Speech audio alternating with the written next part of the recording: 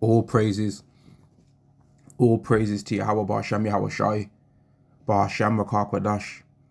Double honors to the apostles and the elders of Great Millstone, and Shalom to the elect of the nation of Israel. And this is going to be a video that I'm going to call, or I'm planning to call anyway, that Yahweh, right? Yahweh Ba'Shem Yahweh Shai, or the Heavenly Father, is going to make the elect of the nation of Israel go through everything that they are supposed to go through in order to get a space on a chariot, right? The space that he's already reserved for them to receive, man. Right? Yahweh is going to make every single person of the elect go through whatever they have to go through to get a space in the chariot. Right? And I'm going to start off by reading Sirach chapter 2 and verse 1. My son, if thou come to serve the Lord, Sirach or Ecclesiasticus chapter 2 and verse 1. My son, if thou come to serve the Lord, prepare thy soul for temptation, set thy heart aright, and constantly endure, and make not haste in the time of trouble. Cleave unto him and depart not away, that thou mayest be increased at thy last end. So when people come to serve the Lord, which the servant of the Lord, based on what we've been taught and based on what's the truth of the scriptures in general anyway, what you can read in there, the choosing is not of ourselves, man. Yahweh did the choosing, and Yahweh predestined the works that people are going to do, right? Man's goings of the Lord, how can a man understand his own way, right? Ephesians 2 and 10 also, and many other scriptures, and the whole point of how prophecy exists in the first place anyway. Certain stories like the story of Jonah, right? The whole story of how the Israelites ended up being told that there was gonna, well, Abraham was told that his descendants are gonna go into captivity for 400 years before they even existed, right? It's all challenges and things that people have to go through. The Israelites was told you're gonna sin and you're gonna get spewed out of the land before they actually did it, and then they was told and you're gonna be scattered into other nations too. That was told to them in Deuteronomy 4, and it was told to them again in Deuteronomy 30 as well. You're gonna receive the blessings and the curse, right? You're gonna be scattered, then you're gonna be gathered, then you're gonna have your heart circumcised. Then I'm gonna put the same curses that I put on you on the enemies that cursed and hated you. This was all their path, man. These are all the things that the Israelites had to go through in general as a whole nation. But within the Israelites going through this, the elect was always there, and the elect have got special things that they have to go through, that they're all gonna have to go through to get a space in the chariot, man. And one of those things that's coming up right now, that we're all gonna be faced with that decision, is the prophecy of the MOTB, Revelation chapter 13, verse 16. And not only us, but everybody else on the earth is gonna be faced with that decision too.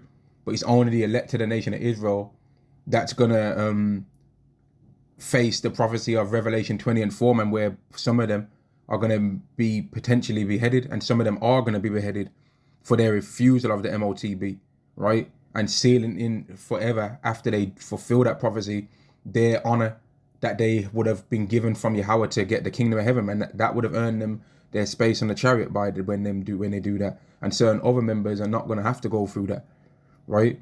But yet the thought process of accepting that that's a possibility makes sense to have, man, because if you are arrogant to where you think, man, I ain't gonna have to do that, I'm not gonna have to be in that position. Well, what if you are then what? What if you do end up in that situation, right? Verse 4, whatsoever is brought upon thee, take cheerfully, and be patient when thou art changed to a lower state. So there'll be times when every single member of the elect has to go through a harder trial that's part of their journey, man. Right? I think that's more heavy in the spirit than what they're used to, right? But the scriptures say, be patient when that happens. Be patient when you change to a lower state. Verse 5, for gold is tried in the fire, and acceptable men in the furnace of adversity. So every single one of the elect have got special things that they have to go through. The men, the women, the children, they've all got special things that they have to go through in order to make them be built up in their spirit ultimately for the refusal of the MOTB, and for the things that they're gonna have to overcome during the day of Yahweh's wrath, right? There's certain things that if you if you are a member of the elect, there's certain things that have happened to you now, right, in your life, that had they had not happened when the day of Yahweh's wrath comes, you wouldn't be built up in the spirit to overcome certain things that you're gonna have to go through in that time, right? There's certain, let's use a small thing, right? Like with not eating pork, for example. There's certain things that if you hadn't learned to not eat that now, Well, when all hell breaks loose, you're just, as soon as you find that, you'll think that you found a food source. And by you eating that, that could result in you getting judged, and will result in you getting judged. Because when you understand, there's a certain prophecy in the last few chapters of Isaiah, I believe it's 66 or 65, where it speaks about how the Lord's coming back to destroy people that have been eating swine's flesh. Right? Verse 6, believe in him and he will help thee. Order thy way aright, and trust in him. And things that we've went through in our lives now, where we've had to call upon the Lord and he's helped us. Right? Had we not have went through these things now, right, when all hell breaks loose, we wouldn't know, you know what? Even though this position here and this situation seems bad, if I pray unto the Lord, he's going to help me out of this. Right? Certain people that get on our nerves, right, that are going to try and do things to us in the time to come. Well, we might have been through situations where we've already seen how Yahweh judged some of the people that have got a grievance against us unjustly, right?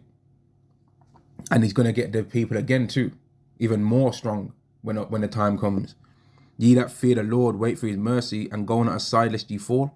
Ye that fear the Lord, believe him, and your reward shall not fail, right? And we're believing that Yahweh is going to give us a space on the chariot. That's what we're ultimately hoping for right now. A space on the chariot so that we can escape the darkest times that the earth has ever seen, right? And after the space on the chariot, we're hoping to be changed so that when we do return back down on the earth, right, that we never do the iniquity, the sins, the transgressions that caused the earth to be like that in the first place, because the world was being ruled by an other nation outside of us, right? And we wasn't ruling when we were in leadership. We wasn't ever ruling properly anyway. But we're hoping that we're going to be brought in charge and be perfect in our rulership. And that's how we're going to receive the everlasting kingdom, by being brought under the new covenant, which we are not under yet. We're not under it. Verse 9, ye that fear the Lord, hope for good and for everlasting joy and mercy. And the everlasting joy and mercy is going to come through the everlasting covenant that we only as Israelites have been promised. And people can say whatever they want to say about us believing that we're Israelites. No one's stopping you from saying that you're an Israelite. But you don't want to say that you're an Israelite. You don't believe that it's relevant. But then at the same time, you say that you're spiritual Israel. So it's either relevant to be an Israelite or it's not. Make up your mind. If it's not relevant to be a literal Israelite, why would you have to be a spiritual one? Why can't you just be your own self as you are? Verse 10. Look at the generations of old and see, did ever any trust in Yahweh and was confounded? Or did any abide in his fear and was forsaken? Or who did he ever despise that called upon him? And all of those situations that you're going to look upon of old are going to be situations with Israelites. Because that's the only nation that's ever called on Yahweh. Ezra said it clearly. Weigh now our wickedness in the balance, and theirs also that dwell in the world. And so thy name should be nowhere found but in Israel. It's always been the Israelites calling on Yahweh whenever they went through something hard. Went through a hard time, through a bad time. It's always been the Israelites. All the other nations called upon their madness, right? They called upon the gods that they believe in. Right now as we speak, well, as I'm speaking in this lesson, people are getting ready to celebrate Christmas. Even so-called Christians are getting ready to celebrate Christmas, right? But then they'd mock us keeping the Passover, right? Saying, oh, they're not keeping it properly anyway. But even if we was keeping it properly, then you'd have a problem with that. You're always going to have a problem with us because you just hate our guts. If you was honest, you people would just admit you don't want us to have anything. You want us to sit on the ground and just eat grass. That's what they really just want us to do. Sit down on the ground that they may go over. And it's not going to be that way. Did any abide in his fear and was forsaken, or whom did he ever despise that called upon him? For Yahweh is full of compassion and mercy, long-suffering and very pitiful, and forgiveth sins and saveth in a time of affliction. And that's what we're hoping for, right? But we're hoping that we go through everything that we have to go through. Ultimately, we're hoping that we go through everything. He puts us through everything that we need to go through so that we can get a space on the chariot, man. Yahweh Ba'asham, Yahweh Shai, Baba Kashar, Baba Kashar, Baba Kashar. Make the elect of the nation of Israel go through everything that they have to go through to get a space in the chariot. Make me have to go through everything I have to go through to get a space in the chariot. That's ultimately what we're hoping for, man. To go be worthy, to be able to handle every single thing that we have to go through to get a space in the chariot. And you know what? Since I said that, I'm going to go to something that Yahweh Shai said. I believe it's 17 and 15. Okay, here we go. John chapter 17 and verse 15. I pray not that thou shouldest take them out of the world, but that thou shouldest keep them from the evil, right? So we're hoping that we are able to actually be, while all the evil is going on in the world, we're kept from it, right? But at the same time, we know that we're going to have to go through things too, because we've sinned. And Yahweh Shai prayed that we are kept from the evil, right? But he also knew that we was going to go through things, but he's hoping that we're kept from the dark day of the Lord's wrath, right? So that we don't end up getting destroyed in that time, man. Let me go back to this.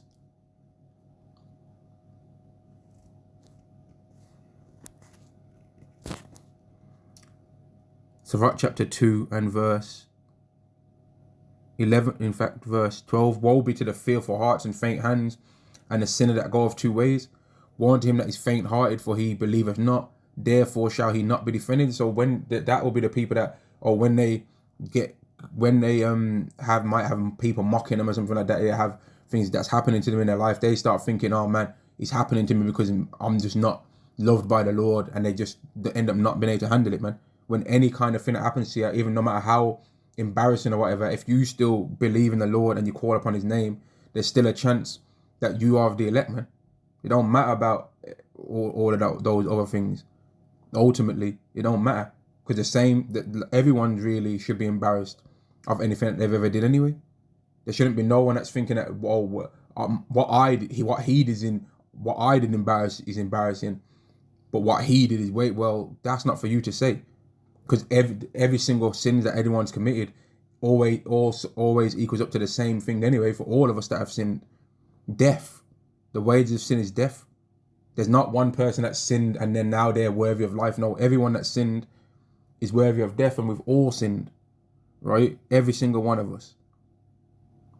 Not just me, not just you, not just the 2/3, right? Or not just the unelect of the nation of Israel, right? Every single Israelite has sinned, right? We're all fallen short, every single one of us. Let's read this. Verse 14, woe unto you that have lost patience, and what will you do when the Lord shall visit you? So what's going to happen to the people that lost patience, and then the Lord's now here on the earth? Yahweh Shai is now here on the earth, and people lost patience. Well, those will be the non-elect, right? They that fear the Lord will not disobey his word, and they that love him will keep his ways. They that fear the Lord will seek that which is well pleasing unto him, and they that love him shall be filled with the law. And we are going to literally be filled with the law, because we're going to be brought under the new covenant, man, and which is another thing that we're hoping for, man. And this was just a quick video, man, and that ultimately the elect of the nation of Israel is going to have to go through every single thing that they have been made to go through, have been foreordained, predestined to go through before they get the space on the chariot, man. Every single thing that happens to them is going to ultimately be because it's part of their journey to get that space on the chariot, man. Right? And I'm going to end the video there. Shalom.